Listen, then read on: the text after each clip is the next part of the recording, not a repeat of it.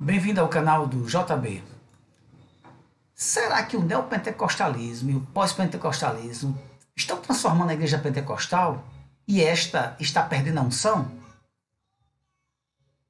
Peço a você que chegou até aqui por causa do tema, se inscreva no canal, curta essa postagem, reclame, escreva, dê sugestões, fique à vontade se assim o desejar para escrever. Sobre o tema, é preciso a gente entender alguns aspectos que estão envolvidos aí. Primeiro, essa unção do qual eu falo neste tema. Entenda que, se você for buscar a palavra unção dentro do dicionário teológico pentecostal, vai estar escrito assim: unção é a própria presença do Espírito Santo na vida do convertido. Tá? É a transformação. Mas no evangeliquez, que é a linguagem usada pelo evangélico, em especial pelo pentecostal, é o poder, é fogo, sabe? Ele pode se dirigir a um outro pentecostal da seguinte maneira: e aí, tá cheio de poder? Tá cheio de unção? O outro ouvinte vai responder: sim, tô cheio de fogo, tô cheio de unção. Primeiro a gente tem que entender o evangeliquez. Em segundo lugar, é preciso entender alguns aspectos do movimento pentecostal até chegar aqui. O que foi que ficou pelo caminho? O que se perdeu do movimento pentecostal clássico, tradicional? O que foi que esse movimento pentecostal recebeu de incorporação, de novos modelos de pentecostalismo? Nós vemos duas palavras novas aí: neopentecostalismo e pós-pentecostalismo. É sobre isso que nós vamos conversar nesta postagem. Bem-vindo!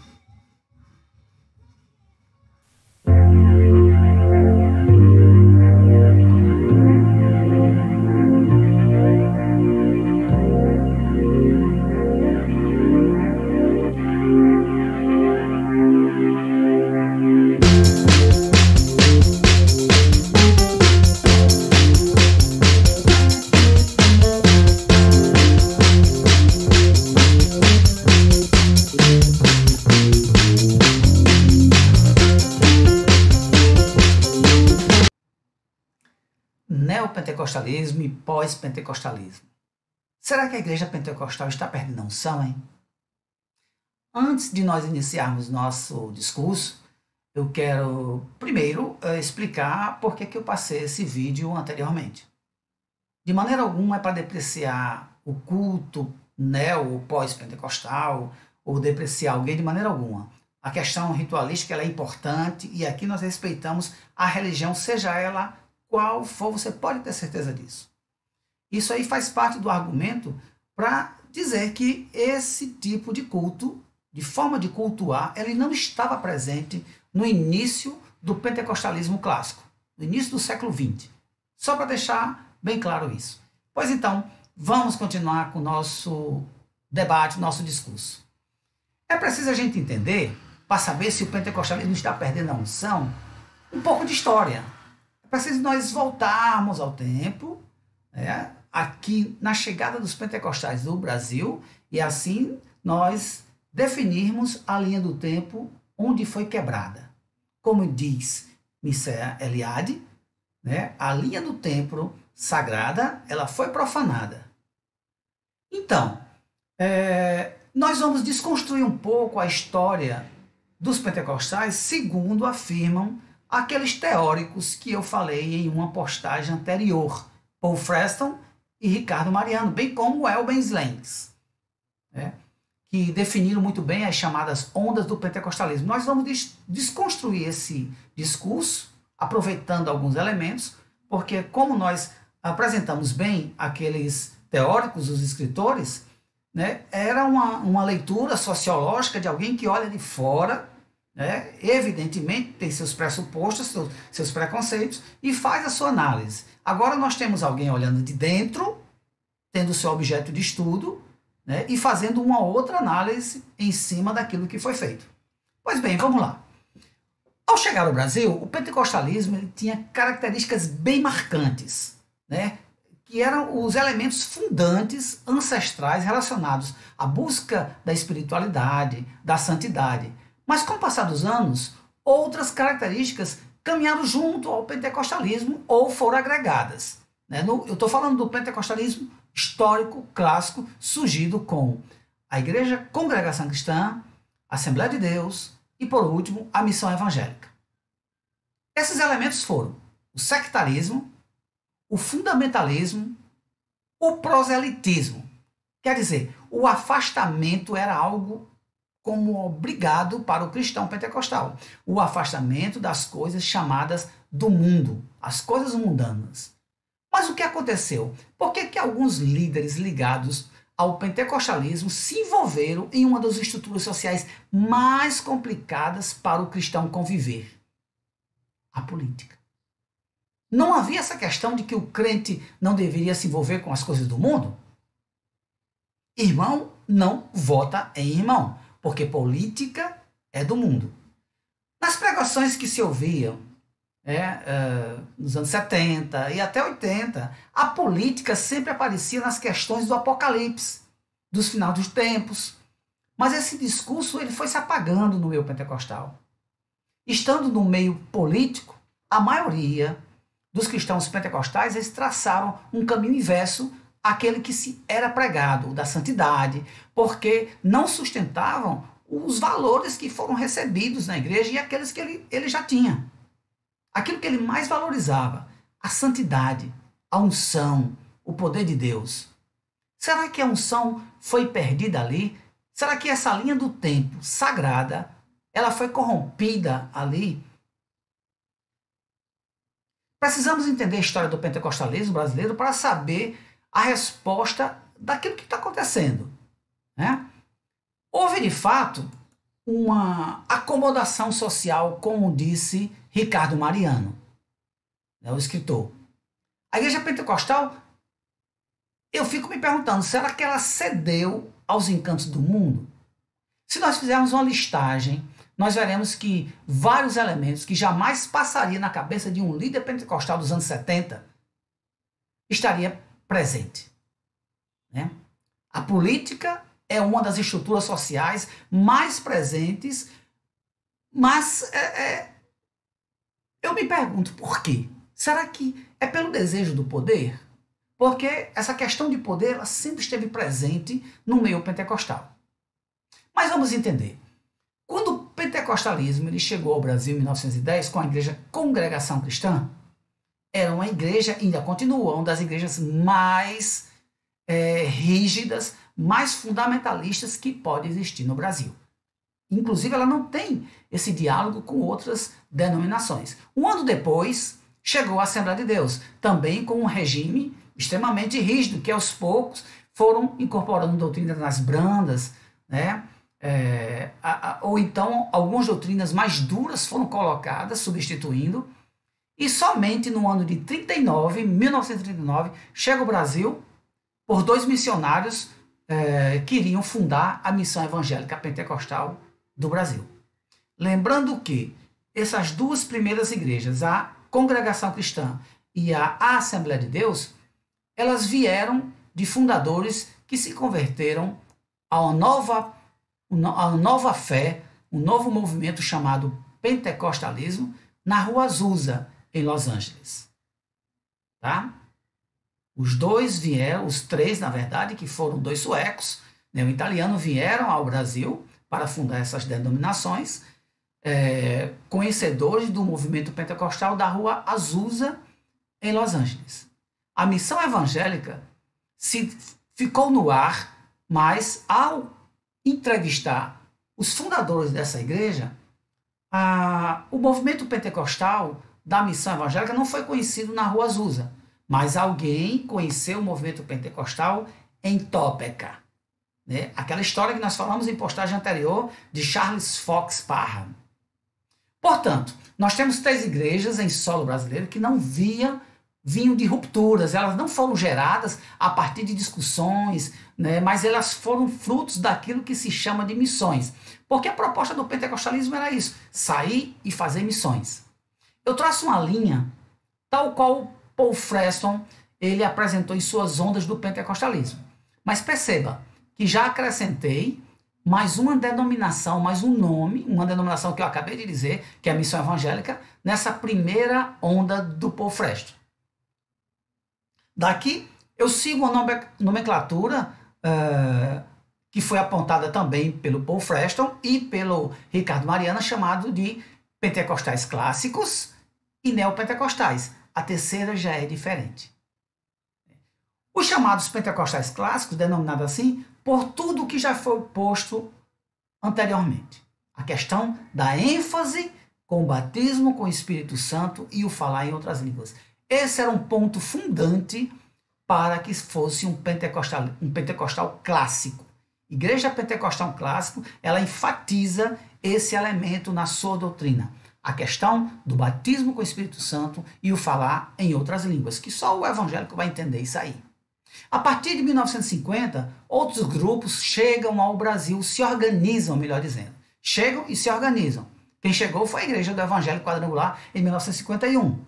Vieram e trouxeram a doutrina pentecostal da Igreja do Evangelho Quadrangular, com muitas variações, muitas mudanças. Em 1955, a Igreja, o Brasil para Cristo, é fundada em solo brasileiro. Ela partiu de rupturas. Em 1962, outra igreja surge a partir de rupturas, que é a igreja mais rígida depois da congregação cristã. A Deus é amor. Portanto, nós temos aqui 3 igrejas do segundo grupo, e perceba que nesse grupo nós temos um grupo de 3 igrejas bem diferentes e com pontos que se tocam. A Quadrangular é uma igreja com a inovação nos cultos, na liturgia. A Brasil para Cristo sendo conhecida como a igreja mais aberta do Brasil. E a Deus é Amor, conhecida por sua rigidez. Então, esse grupo eu o chamo de neopentecostais. Nós já temos os pentecostais históricos, formado por 3 igrejas, o neopentecostalismo, que são esses neopentecostais também formados por 3 igrejas que eu acabei de falar, porque eles trouxeram, na verdade, uma nova forma de ser pentecostal. Esse nome ele foi colocado dentro do mundo pentecostal e dentro da própria igreja evangélica como algo ruim. Mas pense de outra forma, comece a avaliar de outra forma, que o neopentecostalismo, segundo esta posição que eu estou passando, essa nomenclatura que eu estou passando, essa formação que eu estou passando, o neopentecostalismo, ele trouxe uma nova maneira de ser pentecostal. Eles buscaram, na verdade, uma acomodação social para se mostrar na sociedade. Para dizer, olha, eu estou aqui. Eu quero ser conhecido por aquilo que eu faço, não por aquilo que eu deixo de fazer. Essa era uma das propostas do neopentecostalismo, para se encontrar na sociedade e serem reconhecidos. O que viria depois desse neopentecostalismo dessa época, aí sim, pode ser que ele tenha desvirtuado todos os primeiros aspectos do pentecostalismo ancestral. Aí sim foi onde se houve essa ruptura do tempo sagrado. Nós tínhamos um tempo profano, segundo a ótica pentecostal. O pentecostalismo de 1900 ele veio romper com essa estrutura, sacralizando esse período, até chegar neste momento agora, que novamente ele dessacralizou, ele rompeu com o movimento sacro. O templo sagrado ele foi profanado, segundo disse o Mircea Eliade, em seu livro. A partir de 1977, com a fundação da Igreja Universal do Reino de Deus e depois a Internacional da Graça e muitos outros grupos a partir daqui, eles podem ser chamados de grupos pós-pentecostais. Bem, vamos entender por que eu chamo de pós-pentecostais. Ora, por tudo que foi lido, foi visto, que eu testemunhei, estive presente nessas igrejas por muito tempo, frequentando, participando, as questões de poder temporal da igreja, a doutrina pentecostal, ela já estava muito bem formulada, mesmo que no mundo das ideias. Mas ela estava bem formulada, as práticas seguiam a doutrina. E vamos chamar, no meio protestante, mas nada além disso associado a essa doutrina ancestral pentecostal. Tá? O que eu quero dizer com isso é que essas rupturas que aconteceram principalmente nos anos 70, elas não foram geradas por questões doutrinárias. A exceção é justamente essas três igrejas que eu acabei de falar. Os outros grupos que vieram depois dessa leva, dessas três igrejas, os outros grupos que surgiram, não foi questões doutrinárias, mas sim questões de poder. Porque essas pessoas que saíram de determinadas igrejas, que eram chamadas de ancestrais, eles saíram não porque estavam discordantes de doutrinas, porque o pentecostalismo estava aceitando novos elementos na sua doutrina. O neopentecostalismo aceitou muita coisa, inclusive a teologia da saúde e da prosperidade, em determinado momento. Mas as pessoas saíram, não foi por essas questões doutrinárias, foram por questões de poder. Eu vou dar como exemplo a Igreja Assembleia de Deus, que se tornou uma marca. Quando se fala de Assembleia de Deus na televisão, ora, o jornalista ele generaliza todas as Assembleias de Deus. Nós sabemos que hoje ela está pulverizada. Assembleia de Deus, Movimento do Caminho, Assembleia de Deus, com algum nome logo depois. Mas a missão do Pará é esta sim. Eu poderia dizer que, desculpa a brincadeira, mas eu poderia dizer que é a igreja com pedigree. É a igreja realmente que chegou aqui com a missão. E lá no Pará. Essa permanece. As outras vieram de rupturas e levaram consigo o nome da Assembleia de Deus. Isso eu dei o exemplo da Assembleia de Deus, mas acontece com várias denominações. Aí surgem nomes que, se você for buscar na internet, tem nomes escandalosos, né? Nomes que é para zombar mesmo do nome que alguns irmãos escolheram para colocar em suas igrejas. Mas a questão foi do poder. Você desenvolveu um trabalho segundo a sua vontade, da maneira que você queria, do jeito que você gostaria que as coisas fossem geradas. Daí muitos elementos foram colocados dentro dessa nova postura pentecostal que eu chamo de pós-pentecostalismo. O que é pós para mim? Para mim, a questão do pós é uma ruptura. Uma ruptura. Então, os novos grupos eles precisavam se diferenciar e colocar elementos diferentes do culto pentecostal clássico e mesmo as práticas e ritos. Então, o que se vê, o nome para isso é sincretismo religioso. Não há outro nome. Quando você coloca elementos que não estão presentes no cristianismo, não estão presentes na doutrina evangélica, não estão presentes dentro da teologia pentecostal, inclusive, se eles não estão presentes em nenhum desses grupos, então é sincrético. Ele foi trazido de outra religião e colocado dentro da igreja evangélica pentecostal. Posso dar muitos exemplos, mas eu quero colocar da experiência vista, e você pode encontrar isso em qualquer igreja pós-pentecostal. Alguns elementos do judaísmo que estão presentes nas igrejas pós-pentecostais. Alguns elementos do espiritismo estão presentes na igreja pós-pentecostal. Alguns elementos, inclusive de religiões afro-brasileiras, que eles tratam como se fossem os piores inimigos, estão presentes dentro do pós-pentecostalismo. Inclusive aquela imagem que nós passamos no início aqui de pessoas rodopiando. Se tirar música, sabe?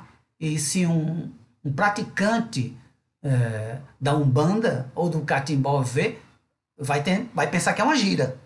Num terreiro de Umbanda ou Catimbó. Vai pensar que é uma gira.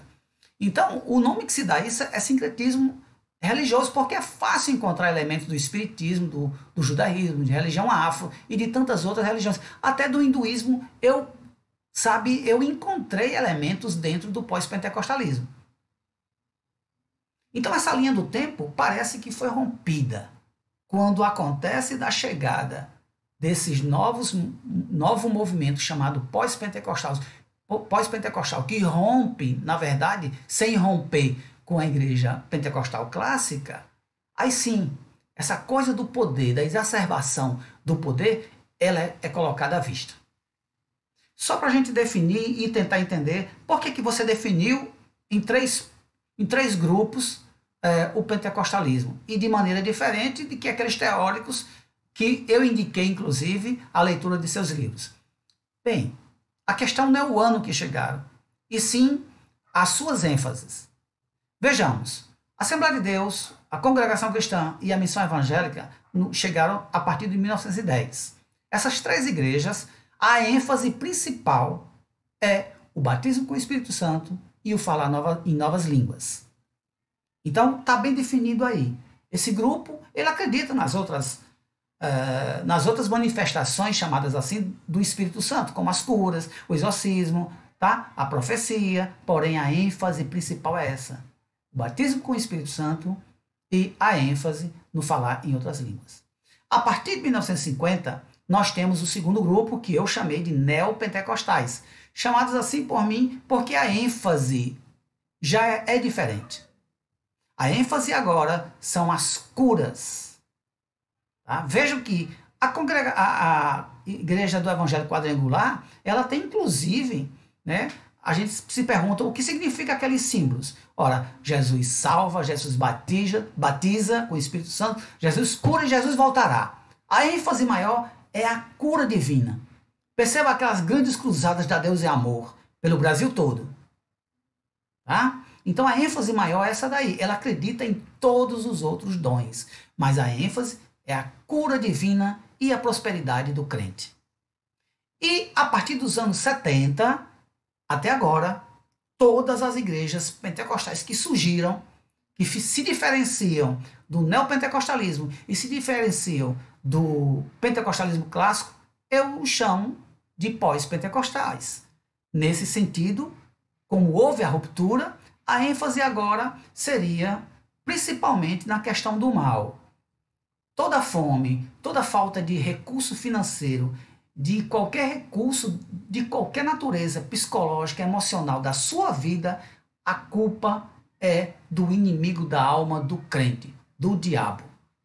Com esse discurso, em 1970, nós temos hoje uma das maiores igrejas do país, porque o grande líder dessa igreja universal, ele teve a ideia de jogar a culpa do que o Brasil estava passando na época, é só você pesquisar, uma crise econômica tremenda e de saúde, inclusive. A culpa era do diabo. Então, o crente, que é crente, ele não pode passar por necessidades assim. É tanto que aquilo lá é o embrião da teologia da saúde e da prosperidade que é pregada e doutrinada dentro da igreja pós-pentecostal abertamente. Ok? Então tá aí, gente, bem definido esses três grupos, né, que eu os qualifico. Alguns discordam dessa questão, mas eu creio que está bem definido.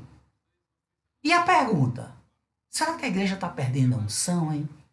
Porque veja que todos os discursos foram mudados, inclusive na igreja pentecostal clássica. Se a igreja se envolve com política, que era algo mundano, se a igreja coloca elementos dentro que não fazem parte da cultura religiosa pentecostal, o que é isso? Não quero falar nem no mérito de aceitar pastoras no mundo pentecostal, não quero nem entrar no mérito da questão de se consagrar pessoas com títulos diferentes daqueles que foram colocados na igreja pentecostal clássica, como bispo e apóstolo. Não quero nem entrar nesse mérito, porque isso aqui já é outra história para outra postagem minha. Eu não quero entrar nesse mérito, porque isso aí não estão presentes no pentecostalismo clássico. Então, fica no ar. Analise tudo o que nós falamos nesse meu discurso, tudo aquilo que foi posto, e você pode chegar às ideias que quiser, ou discordar comigo completamente, que não tem problema algum. Esse canal é aberto, meu irmão. Fique à vontade. Até a próxima, gente.